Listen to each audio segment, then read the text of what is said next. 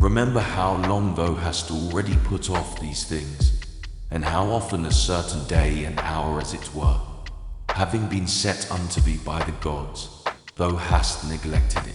It is high time for thee to understand the true nature both of the world, whereof thou art a part, and of that Lord and Governor of the world, from whom, as a channel from the spring, thou thyself didst flow, and that there is but a certain limit of time appointed unto thee, which if thou shalt not make use of to calm and allay the many distempers of thy soul, it will pass away and thou with it, and never after return. 2. Let it be thy earnest and incessant care as a Roman and a man to perform whatsoever it is that thou art about, with true and unfeigned gravity, natural affection, freedom and justice. And as for all other cares and imaginations, how thou mayest ease thy mind of them, which thou shalt do, if thou shalt go about every action as thy last action, free from all vanity, all passionate and wilful aberration from reason, and from all hypocrisy, and self-love, and dislike of those things, which by the fates or appointment of God have happened unto thee. Thou seest that those things, which for a man to hold on in a prosperous course, and to live a divine life, are requisite and necessary, are not many, for the gods will require no more of any man, that shall but keep and observe these things. 3. Do, soul, do, abuse and contemn thyself. Yet a while and the time for thee to respect thyself will be at an end. Every man's happiness depends from himself, but behold, thy life is almost at an end, whiles affording thyself no respect. Thou dost make thy happiness to consist in the souls and conceits of other men.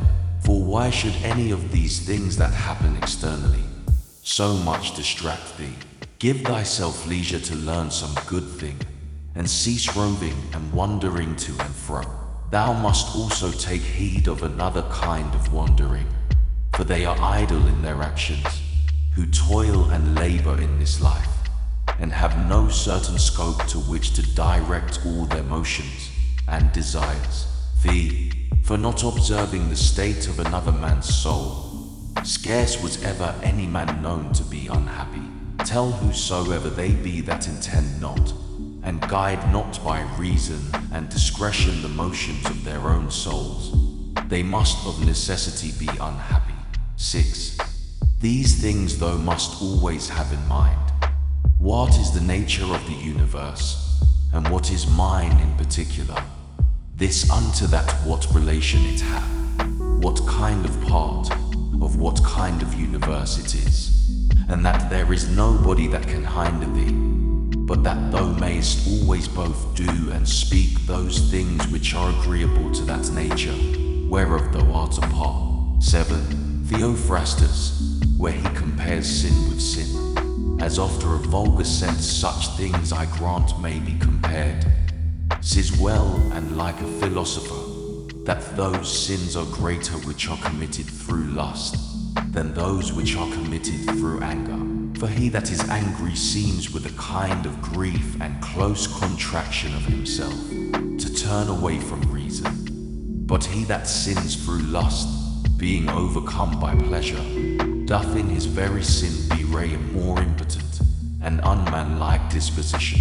Well then, and like a philosopher doth he say, that he of the two is the more to be condemned, that sins with pleasure, than he that sins with grief. For indeed this latter may seem first to have been wronged, and so in some manner through grief thereof to have been forced to be angry, whereas he who through lust doth commit anything, did of himself merely resolve upon that action. 8. Whatsoever thou dost affect, whatsoever thou dost project, so do, and so project all, as one who, for aught thou knowest, may at this very present depart out of this life. And as for death, if there be any gods, it is no grievous thing to leave the society of men. The gods will do thee no hurt, thou mayest be sure. But if it be so that there be no gods, or that they take no care of the world, why should I desire to live in a world void of gods, and of all divine providence? But gods there be certainly, and they take care for the world. And as for those things which be truly evil, as vice and wickedness, such things they have put in a man's own power, that he might avoid them if he would. And had there been anything besides that had been truly bad and evil, they would have had a care of that also, that a man might have avoided it. But why should that be thought to hurt and prejudice a man's life in this world, which cannot any ways make man himself the better, or the worse in his own person?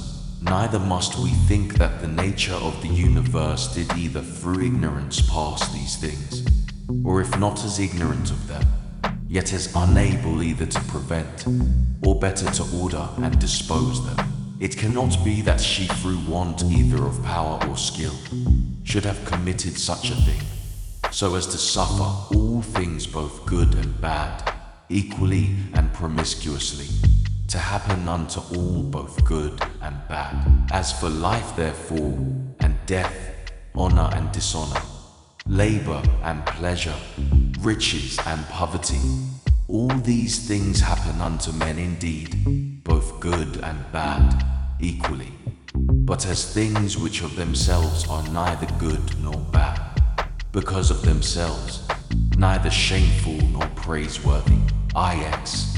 Consider how quickly all things are dissolved and resolved, the bodies and substances themselves, into the matter and substance of the world, and their memories into the general age and time of the world. Consider the nature of all worldly sensible things, of those especially, which either ensnare by pleasure, or for their irksomeness are dreadful, or for their outward lustre and show are in great esteem and request, how vile and contemptible, how base and corruptible, how destitute of all true life and being they are. X. It is the part of a man endowed with a good understanding faculty to consider what they themselves are in very deed, from whose bare conceits and voices honor and credit do proceed, as also what it is to die, and how if a man shall consider this by itself alone, to die, and separate from it in his mind all those things which with it usually represent themselves unto us, he can conceive of it no otherwise than as of a work of nature, and he that fears in a work of nature is a very child. Now death, it is not only a work of nature, but also conducing to nature.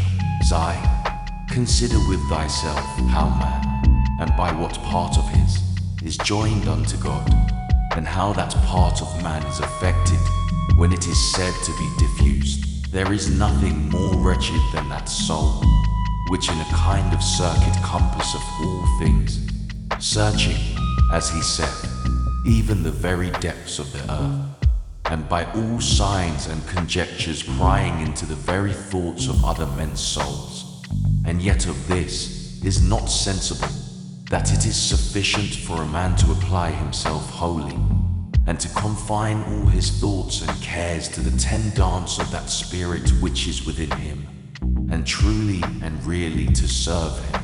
His service doth consist in this, that a man keep himself pure from all violent passion and evil affection, from all rashness and vanity, and from all manner of discontent, either in regard of the gods or men. For indeed whatsoever proceeds from the gods deserves respect for their worth and excellency, and whatsoever proceeds from men, as they are our kinsmen, should by us be entertained with love always, sometimes as proceeding from their ignorance of that which is truly good and bad, a blindness no less than that by which we are not able to discern between white and black, with a kind of pity and compassion also. Xii, if thou shouldst live 3,000, or as many as 10,000 of years, Yet remember this, that man can part with no life properly, save with that little part of life which he now lives, and that which he lives is no other than that which at every instant he parts with, that then which is longest of duration, and that which is shortest, come both to one effect. For although in regard of that which is already past there may be some inequality, yet that time which is now present and in being is equal unto all men, and that being it which we part with whensoever we die, it doth manifestly appear that it can be but a moment of time that we then part with. For as for that which is either past or to come, a man cannot be said properly to part with it. For how should a man part with that which he hath not? These two things therefore thou must remember.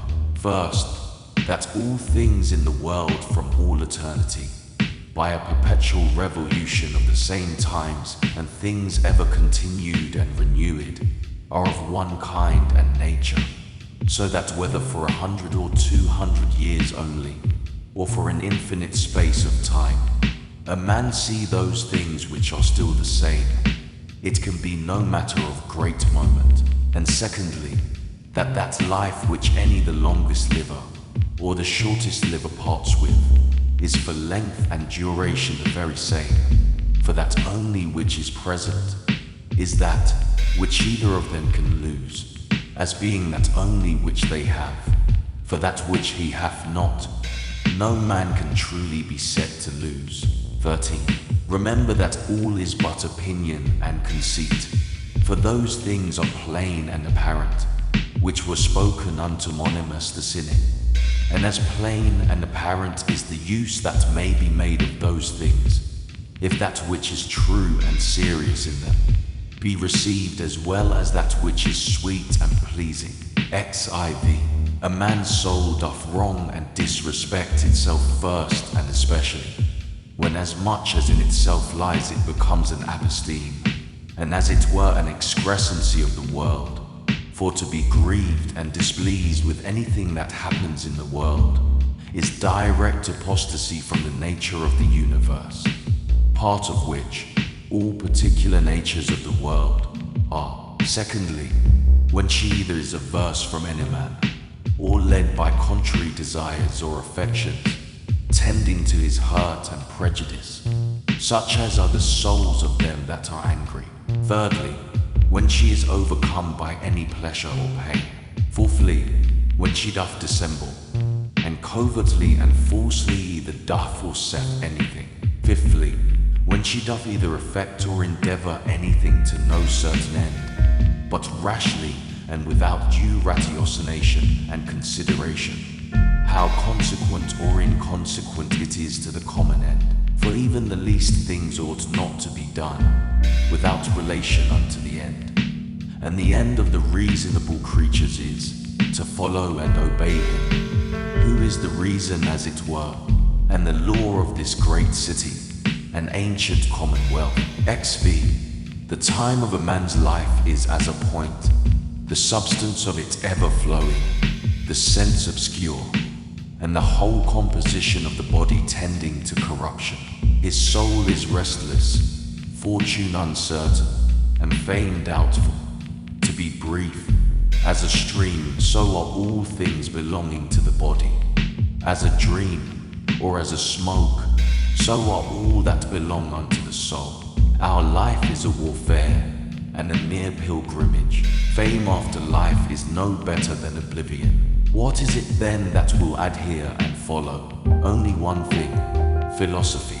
And philosophy doth consist in this, for a man to preserve that spirit which is within him, from all manner of contumelies and injuries, and above all pains or pleasures.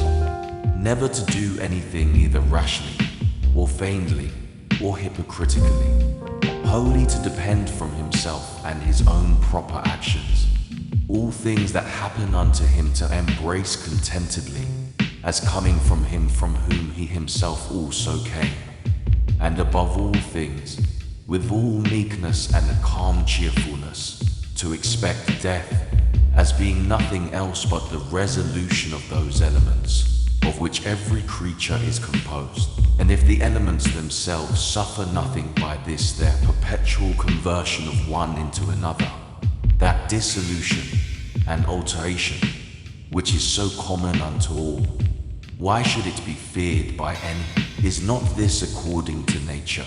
But nothing that is according to nature can be evil. Whilst I was at commune unto